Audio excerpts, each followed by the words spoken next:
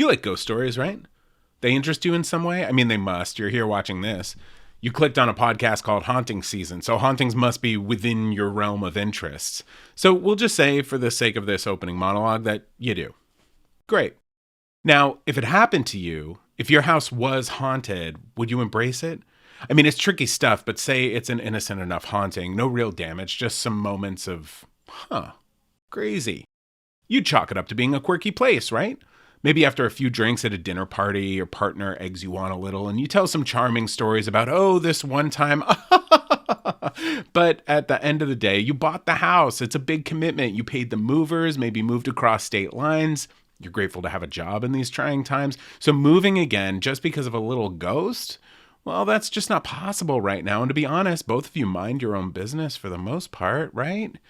Not too bad. Sounds about fair. We're all on the same page? So how many of you would then go out and buy a Ouija board for your house? How many of you would invite communication?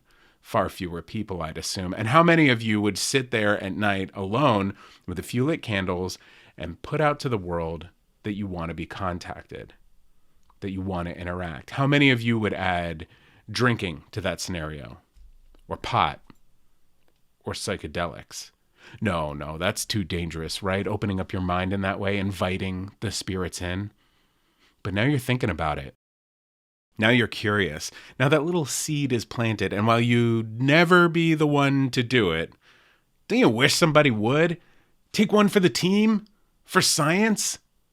Okay, sub-aliens for ghosts, and I've got your man. He's all of the above, and we're talking to him today. His name is Chaz. He's gone to great physical and psychological lengths, even traveled to the opposite side of the planet in search for aliens, UFOs, and a group of bizarre loners called the Friendship. His ultimate goal is to be abducted. And we're talking to him today on this episode of Haunting Season.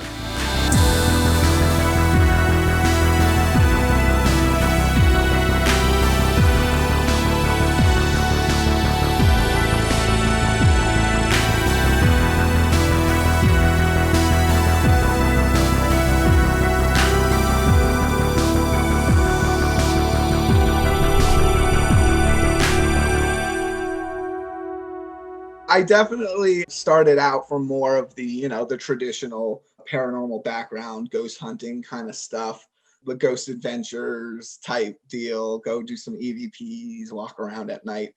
And as I got on in years and did research, I kind of came onto these ideas that are more on the fringes of psychology rather than the traditional explanations when it comes to hauntings and things. And the experiment that got me into UFOs in particular was one actually based around a Ouija board. And I know you guys talked about that in a recent episodes and how they, potentially dangerous and I'm terrified all these aspects. I think they're the scariest thing on the planet. And when your book kind of started out that way, I was like, oh no. But I don't know. It sounds like you've had good experiences. I wouldn't say necessarily. I wouldn't call them good. I would call them boring. Yeah. I've always wanted to get some hard paranormal activity brewed up, but I never really got that result until I did this certain experiment. And this was combining psychedelics, particularly magic mushroom teas, while doing Ouija board seances. And it came obviously with some surprising effects, as you could assume, but not in a ghost realm. So I would brew these concoctions and I took very, specific notes on dosage and any kind of paranormal activity. I would do these Ouija board seances and record anything that was kind of strange, would do an EVP session with it, and nothing. I got a bunch of Were you always doing them alone, or did you ever do them with like a group of people, specifically with the experiments? With this experiment, they were all solo runs. And this was over a course of a few weekends, kind of in between the day job. And I wanted to try it as an experiment. So I set up multiple trials and different things. The strangeness occurred outside of the experiments and in a way that was completely not anticipated. So at the start of one of these experiments, I had brewed my tea, used a little fancy tea set and everything, did some meditation, and then I started sipping my tea, and I was watching planes cross the sky, sunset, nice Florida sunset, leaving the the chemtrails and the light, and I was just watching planes cross the sky, and I saw a bright object that I hadn't, that I thought looked kind of odd. And it got closer and then burst into several smaller objects, almost kind of like an explosion in like a Star Wars movie when a spaceship re-enters. And being in Florida, that was a good possibility that it was some kind of space debris re-entering.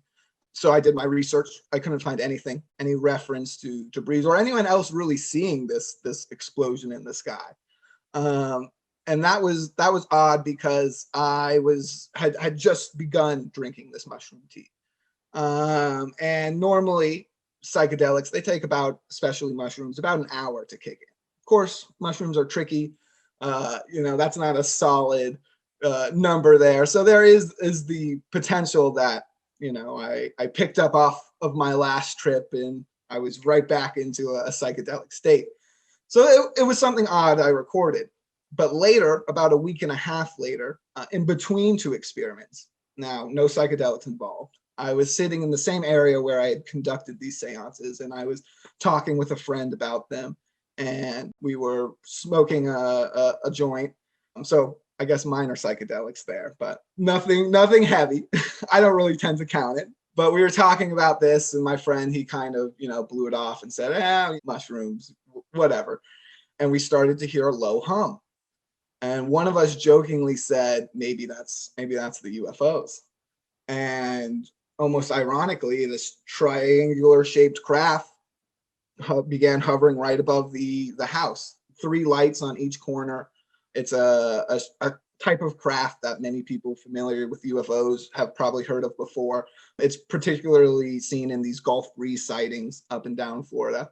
And it kind of just hovered above the house for a minute, right above the tree line, to a point where I could have hit it with like a baseball if I was standing out in the street. And it just hovered there for a second and continued on. And that was when that was kind of like an aha moment where I had been doing these seances with this intention to create something paranormal. And so typical of paranormal phenomena, I'm like, all right, give me some poltergeist activity, show me a scary demon. I want to see anything. Give me anything. And it said, okay, anything. And then boom, couple of UFOs. And that really sent me down this research rabbit hole where I found lots of people having similar experiences where paranormal phenomenon happens a little bit after they had this weird psychedelic trip. And then observing the phenomenon itself, it has all of these parallels with psychedelic experiences.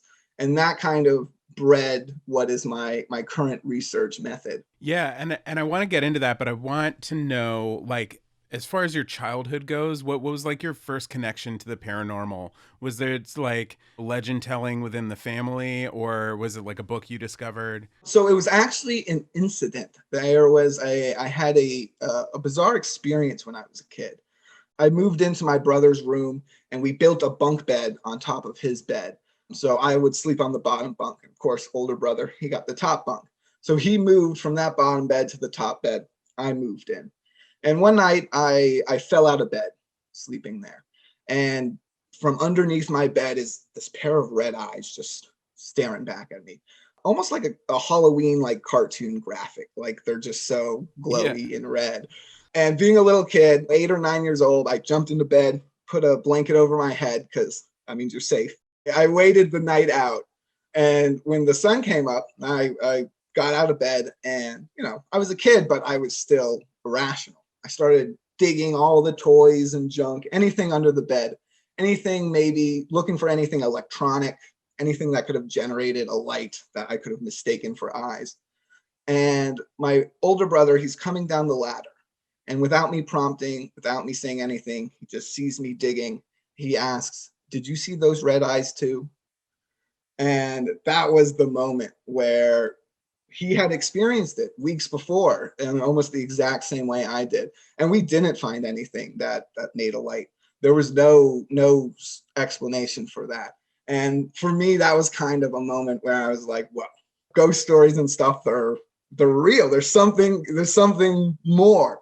And it sent me down a rabbit hole, and I've been fascinated ever since. And oddly enough, it had a kind of an opposite reaction on my older brother. He became kind of, closed off to paranormal ideas and to the ideas of religions and stuff. Oh, wow. He's been more opened up ever since we, some other psychedelic experiences, but he's been more opened up since then. But for a while, at that initial moment, it had the opposite effect on us. It's been, a thing that even today, even with it was a shared dream or a shared hallucination, even in itself, that is something paranormal. And that's one of those things where these scientific explanations are still a lot of the times in the paranormal realm. That's kind of where I think there's a lot of insight to be found. I'm about to get probed. I've got earthquakes. I've got the gardeners here. I think I might be in the midst of an alien abduction. So please bear with me with the sounds in the back. I'm trying to like mute my microphone and also like listen and take everything in at the same time. So let's plug the book.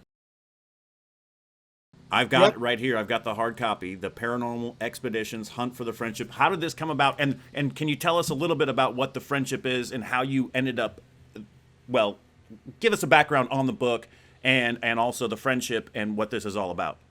Yeah, of course. So the friendship, I'll start there. They're this group that came to the attention of the public in the 1980s. And this is the public of Chile in South America. And this was a group who had made these contacts with various people around these communities in Patagonia and done favors for them. One guy in particular, he claimed to have been healed from lung cancer. He had lung cancer and was healed by this group, or so he claimed. Some evidence was put forward to confirm it, some to deny it, but the claim was made, and several other people came forward saying, yeah, this group, I've talked to them and had weird encounters and things. And what made them particularly interesting is this group told these people that they were aliens. They said, hey, we're extraterrestrials, we're from the center of the universe, and we're here to help. They were tall, blonde, light-colored eyes. Each one had the name of an angel. There was Gabriel, Ariel, all these angelic names. And they wore these weird jumpsuits. And this sighting is very reminiscent of the contactee movement in the US, which took place in the 50s and the 60s. And these were the early encounters with UFOs, where people saw other human-like beings who came to say messages of peace and space communism and these kinds of things. And they were all love and light. And till the Barney and Betty Hill abduction, where it started taking a darker turn. This is where the probing and stuff starts entering into the phenomenon. Yeah. I was kind of reading this. I was praying that there was going to be some sort of probing, because I was looking forward to that. And unfortunately, there's really nothing, I was personally out there trying to get probed. Right, exactly. Yeah. I mean, that's what it's all about, right? Just to get some evidence. Yeah, I'm kidding. Go ahead. And well, this group, they not too probe heavy, but they have the same medical focus. There's this attention on human anatomy, and they reportedly have this remote island base where they have a hospital and all these facilities, and that's where they hang out. And after this initial release of all this information, a lot of TV shows in the 90s went and tried to track down these kinds of things, and it had its little moment in the South American UFO press, and it kind of died off. But throughout the years, these small cases and these little examples and these little stories keep coming out of the region about interactions with this group. And when I heard this story, I was fascinated because it's something that on the surface looks like personally, and part of me still believes this, a group of crazy people living out in the middle of nowhere claiming to be aliens, right? And doing research, there's a lot of paranormal elements that don't quite line up with that, but that possibility is still there. And the one thing that's pretty consistent in all of the reports is that they exist and that there's a physical place that they hang out at. So I thought I'd go down there and try to track it down myself. Yeah, so why? Because like if I were to hear, hey, there's these group of people that are on this secluded island that's not monitored by anyone, and they could be Nazis, they could be aliens, or they could just be weirdos, my first intention wouldn't be like, let me go find it. It would be to stay as far away as possible from that area. Well, it was for various reasons it spoke to me, because it had all of those aspects and those angles. Was one of the particular reasons where I love this theory, that I hesitate to use the word love, but I'm very intrigued by this theory that they are this Nazi group that escaped. I mean, I put forward a lot in the book to suggest that could line up. Of course, there's things that don't line up with that explanation. The age range of the group, it's the 1980s they're operating, so that's a good portion after the war, good 40 years. So it's not quite, none of the explanations, when you look at them, they all almost fit, but none of them quite mold perfectly. So that's one of the reasons. And the other reason was a strange synchronicity that kind of tied me to the case. I heard brief mention of the case on a podcast, and I started doing some research, and I found there was a advertisement put in a newspaper in Puerto Montt, Chile, just at the tip of Patagonia. And it was an English advertisement that someone had put in the paper, and it said, "To Friendship Island. I am the professional engineer whose home you visited in Sarasota, Florida, about 2 years ago. You scared me at the time because I did not know who you are, but now I do. I would appreciate it if you would let me visit your home. Thank you." And you're from Sarasota. And I'm from Sarasota. And for whatever reason, that was just enough. That was the straw that broke the camel's back, that said, okay, I got to look into this. It was just the idea that, they're not only real, but they're real enough that they've been here, my hometown. So that was enough to kind of put me on the edge. And it's still a lead I'm trying to track down now, going around the city selling my book. And I've got I've got it printed out so I could, be like, hey, anyone who might have done that, because I'm desperate to get that story. That would be huge. So there's quite a lot of research that went into the first half of this book before you even went on your trip. Documented experiences, first person experiences, the science behind quantum theories and space travel. And the one that really stood out to me as the most plausible for why UFOs exist and pop in and out of our existence was the idea that these UFOs and other forms of life that we call aliens might actually be coexisting on our planet in another dimension. Can you talk about that theory a little bit? Yeah, absolutely. So this is an idea that's been posited by a lot of researchers. Jacques Vallée comes to mind, and others, where the idea is that these entities are from various realities, close to ours. And that pans out when you think about the idea that a lot of these aliens are just humanoid in shape, right? If you think about our own planet's history, for most of the history, it was dinosaurs. We got lucky that ape-shaped entities are supreme. And a lot of these UFOs, even the little gray ones, they still are shaped generally like people. So that's kind of leads to this idea that they might be traveling from different space times that are close to ours. The idea with the little gray ones that's been put forward by a lot of researchers, I don't know if I believe it, it's a fun idea, but is that they're time traveling back from a future, that they're us, that we put a bunch of chips in our bodies and we de-evolved ourselves until we were little unfeeling gray things. And they're coming back and collecting genetic material, probing, so they can re-evolve themselves into being human. It's a fun idea. But it's like a lot of these theories, not really something that's provable. For me, the most compelling thing is like all this military evidence that's been coming out the past couple of years, and that documentary, The Phenomenon, that came out last year. It talks a lot about like the movements of the ships and how they don't fit into what we understand, like gravity and physics, to work.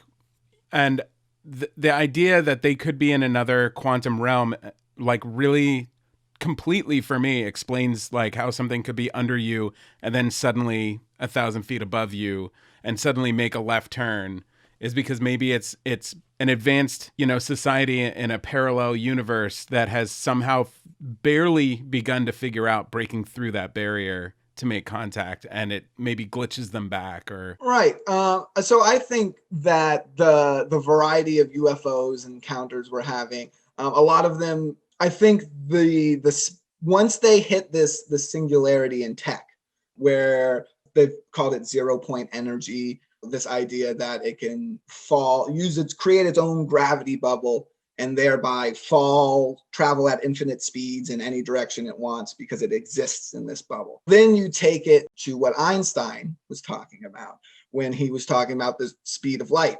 And currently it's believed nothing could travel at the speed of light. But the closer you do travel to the speed of light, the shorter objects become and the shorter time moves. Time moves slower. And this is that idea that you see in Star Trek when they bend the piece of paper, poke the pencil through, right? The warp. But there's a huge thing missed by that idea. And Einstein specifically stated that this occurs to the observer, that this warping happens for the individual observing it. So the theory is that whatever mechanism operates these crafts, once you get there, you slipped the bounds of time and space. So you move past the model where you look at the universe as planets. You move to a model where you look at the universe as existences, observed realities, right? So Earth is a truck stop in an infinite multiverse because there's humans, because there's life organisms there to observe the reality. And this is how they're able to render themselves into our reality. And the effects of viewing these ships traveling at these kinds of speeds or just being around them would be a alteration of space and time for the observer. And I posit that, what would that look like? It would look like a psychedelic experience. So then for me, again, another fascinating part about your book is then the connection to psychedelics and how if everything we experience through quantum physics and mechanics is existing because we're looking at it and because we're experiencing it, and everything we experience is electrical firings in our brain, and that can be altered through psychedelics, what's to say that psychedelics aren't the key to unlocking a greater depth and knowledge and vision of our world, right? That's the theory. Yes, to an extent, right? So the idea that psychedelics allow us to interact with entities is an idea that's older than time. It's shamans in the prehistory were doing these kinds of performances. It's kind of been a lost art. I actually prefer lost science. If you look at the anecdotes of the initial colonialists in the Americas, there's a lot of encounters of shamans possessing jaguars and doing all kinds of like crazy things that seem so beyond our understanding. And that's probably because they've spent so much time communing with, it's a science. They are their society scientists, they're the healers, they understand how to operate these things. So it's kind of a thing we've lost in a way. And the root though for my research is I don't want to channel an entity. I don't want to just do the stuff you can't see. I want the proof. Give me a little piece of spaceship. Give me an alien implant. I'll take a wad of Bigfoot fur. So I'm looking at these aspects where the phenomenon goes, it sits on that psychedelic edge, but it crosses over into physical evidence. And can be seen in a variety of cases.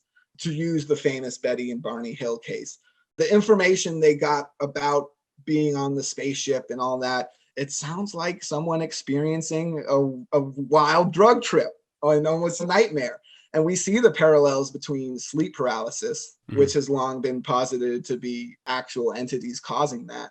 So it sits somewhere at the mind on the level of consciousness. But when the people come back with implants, or Barney Hill, he came back with a ring of pimples around his junk because they slapped a tube on it.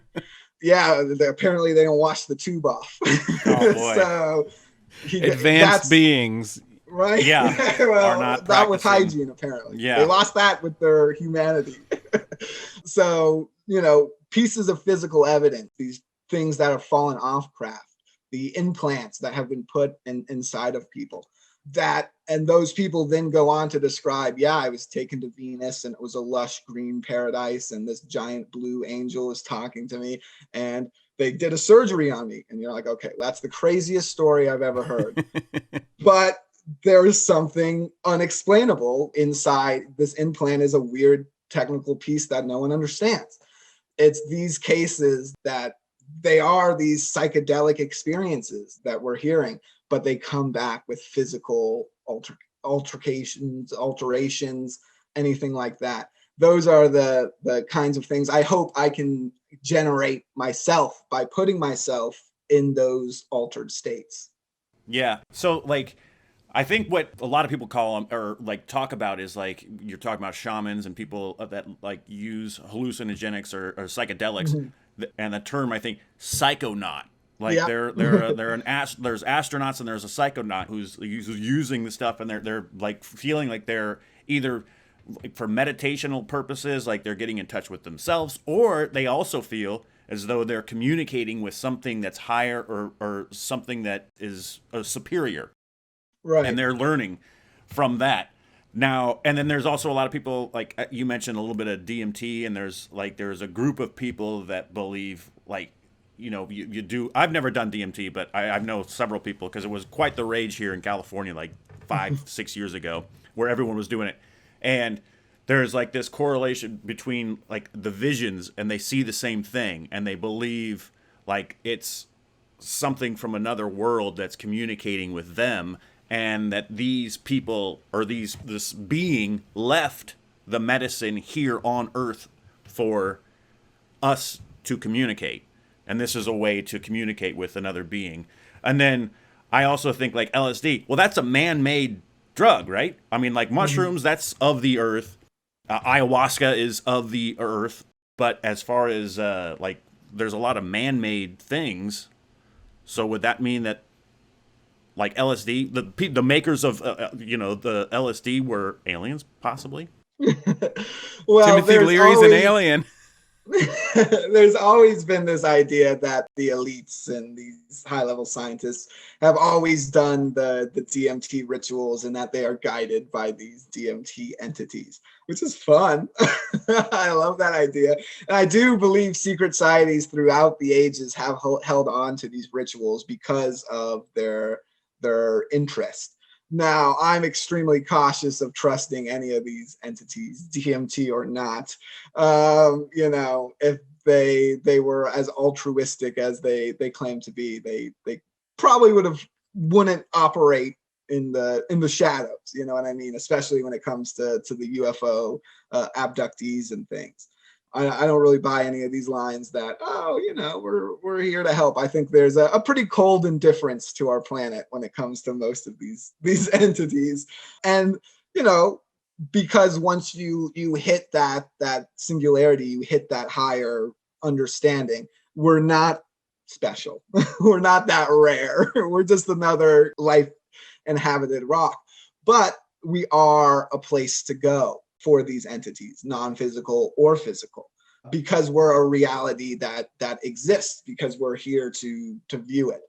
The rest of all these empty planets and empty worlds and stuff, to them would be essentially the ocean. And these planets with life that are rendered realities would just be the islands, would be the places you go, whether you're going somewhere else or or to the next location.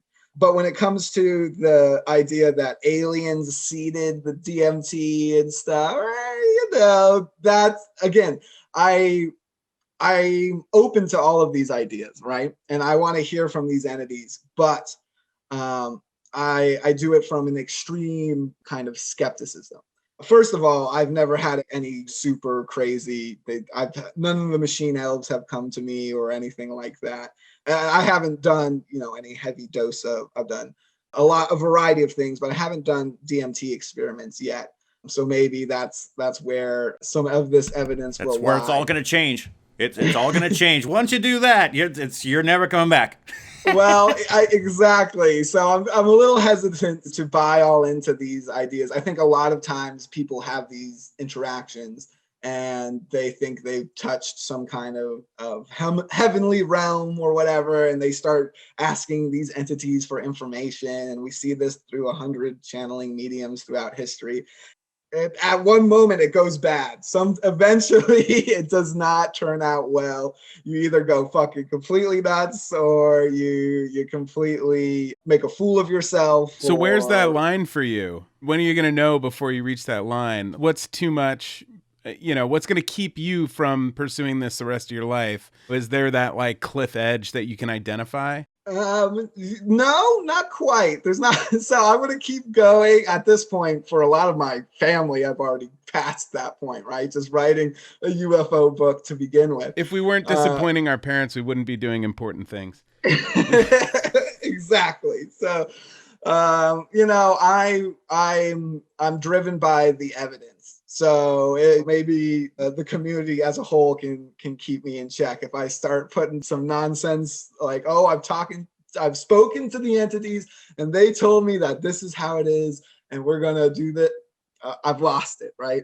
I'm gonna keep looking for that. I'm looking for physical evidence because, again, I'm looking at this all from a theory. And there's all this evidence and anecdote of the theory that these psychedelic interactions either are the cause of these paranormal interactions or at least heavily influenced by them. And I'm just going to keep checking that out until I've got a piece of physical evidence, right? You're from Florida. Have you tried bath salts? That's like an easy, really quick way to really cross that. I do have a kind of a gonzo experiment planned to do some salvia because it said that will allow you to swap consciousness with objects. So the plan is to go down to Key West where they have Robert the Haunted Doll. It's the whole Annabelle kind of deal. Yeah, nice. No one's looking, smoke a little salvia, and then go stare at that doll and see if I can't get possessed or haunted or something. And you've never done salvia before? No, not salvia in particular. I've done a variety of these research chemicals, similar and different. So I would love for it to be true and for all these stories to pan out, but it's kind of a debunking experiment as much as it is a, paranormal experiment too. Because I doubt I'll have any, kind of crazy. I've got one little going with the paranormal expeditions and also watching that movie last night, Josh, the Phenomenon. My question is, like you referred to Earth as kind of like this truck stop. Why are we so important? Why the hell? We're obviously not as superior as these other like explorers. Or why would they come? Like when I travel across the U.S., no offense to Florida, and I've never been, but I'm staying away from certain places on the map. Where if they're like, wouldn't they be like, hell no, stay away from Earth. This place, if you get lost, do not stop on planet Earth. Or maybe is it just like a joke where it's just like, hey, dude, I did some donuts on in planet Earth, and they were able to see me on camera and stuff like that. They're totally freaking out, I see it more as kind of a necessity, and the fact that our reality exists because there's life forms here, generating it.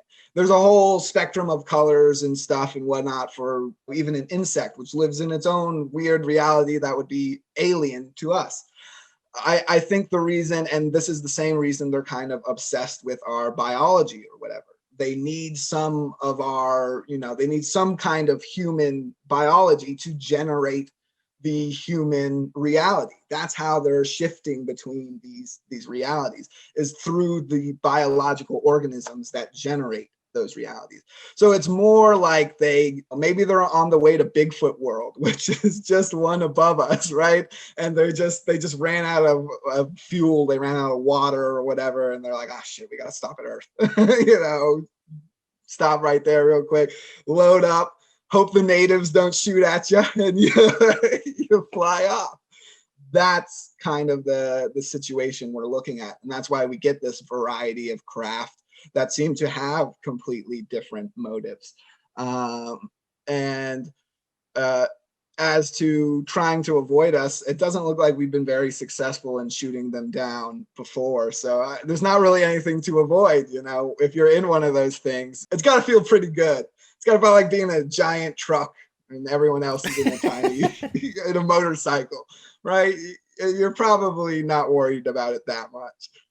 So I've got one final question for you before we have to wrap up. So I'm a photographer and a cinematographer, and I often get this sense of like pretty mild invincibility behind my camera. So I'll always say like, I'll never skydive ever, ever, ever, ever, unless I have to film it for work, in which case I'll probably figure it out. So if you strip away the philosopher and the researcher parts of yourself, at your core, are you afraid of aliens? I think at the core of all of this, and at the core of the expedition, is this sense of adventure.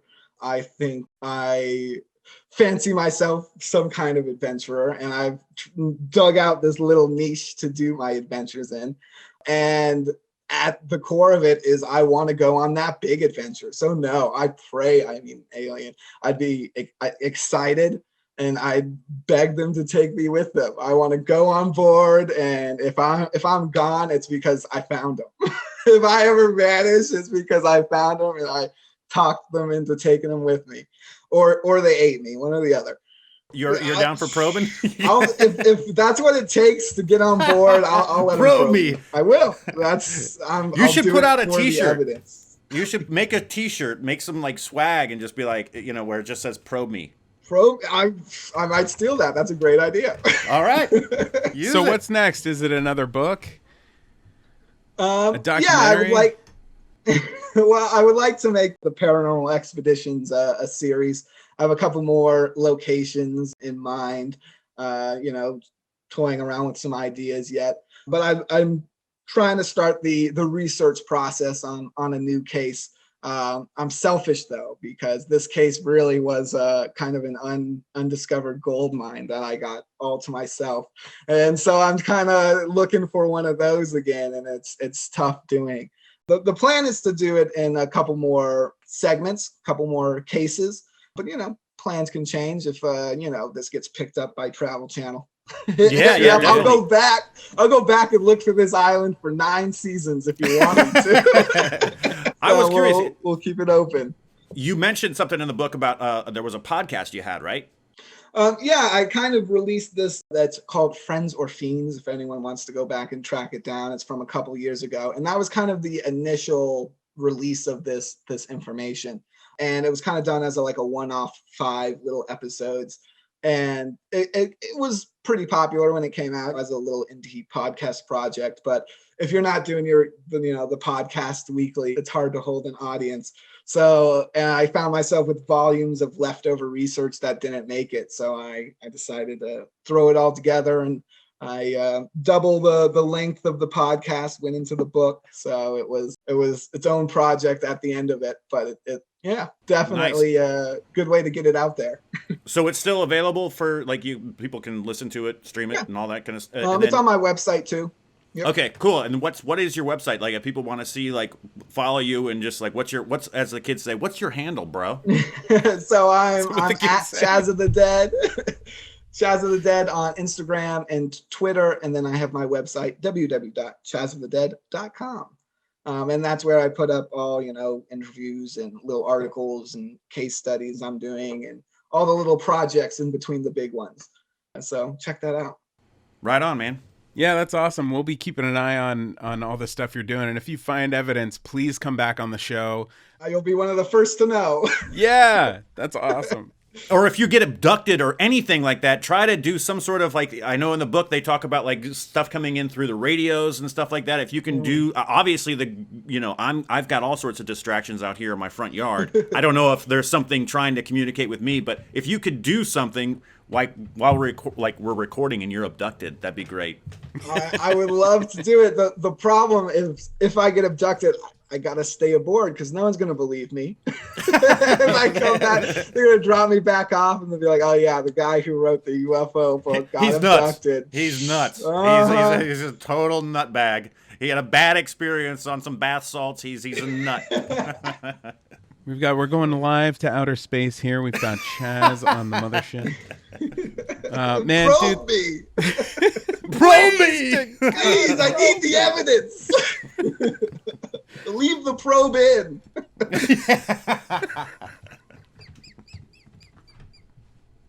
Oh man, this is too much fun. I could do this for another 3 hours, I swear.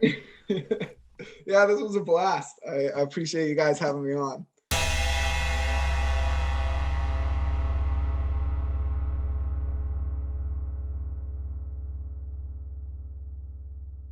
Wow, Chaz.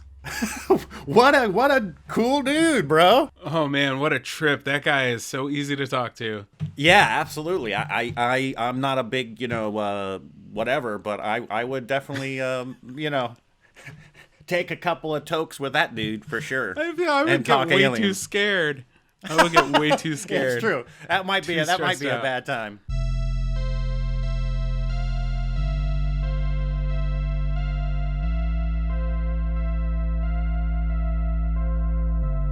Hey, do you like the music in our show? Well, it's North Innsbruck. Check out the t-shirt. Chris from North Innsbruck is our buddy from Minneapolis. He's helped design the entire soundscape of these flagship episodes, and he's got some incredible music that's available on Bandcamp and iTunes and, a bunch of other places. So you should totally check it out.